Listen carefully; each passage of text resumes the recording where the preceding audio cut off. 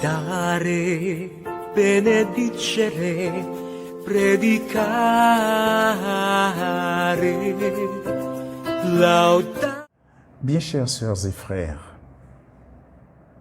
nous continuons de contempler en ce jour, en ce début de semaine, les belles images de la prédication de Jésus que sont le bon pasteur, les brebis du pasteur et l'enclos du pasteur.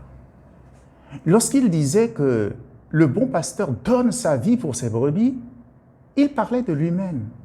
Il parlait de sa vie qu'il allait donner en rançon pour la multitude et pour notre rédemption, pour notre libération.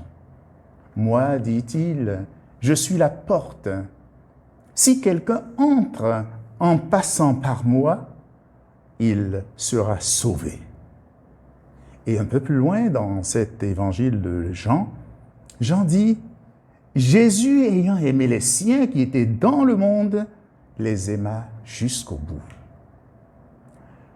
Il y a une sorte d'énigme qui caractérise ce texte. Jésus s'identifie à la fois à la porte et au pasteur qui va et vient en passant par la porte. Il est la porte parce qu'il est la vérité. Il est la porte qui permet de trouver la vie. Jésus est aussi le vrai berger qui rejoint son troupeau par le bon chemin. Et il les fait passer par la porte et non par un autre chemin, un trou. Il les fait sortir, il les fait entrer dans la clos. Il marche devant elles pour leur indiquer le chemin, le bon chemin. Et les brebis suivent, car elles reconnaissent sa voix. Le vrai berger connaît par leur nom chacune de ses brebis. Jésus nous connaît, chers amis. Mais pouvons-nous dire la même chose que lui? Le connaissons-nous vraiment? L'aimons-nous? Comme le seul à nous connaître et à nous faire passer dans la vie de Dieu. Les autres, ceux qui prétendent être des bergers, des pasteurs, eh bien ce sont des voleurs, des bandits, dit Jésus. Mais ces autres, qui sont-ils? Qui sont-ils ces mercenaires et ces imposteurs? Qui sont-ils ces étrangers qui escaladent l'enclos, qui passent par-dessus le mur? Ils crient plus fort. Ils diffusent la logique du monde qui étouffe la vie de Dieu en nous, en l'homme. Leurs paroles chatouillent nos êtres blessés.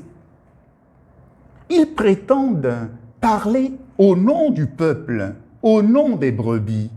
Ils estiment qu'ils expriment la volonté profonde du peuple.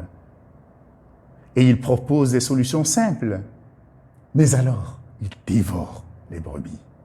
Parce qu'ils n'épousent pas la logique du pasteur, parce qu'ils n'épousent pas le modèle proposé par Jésus.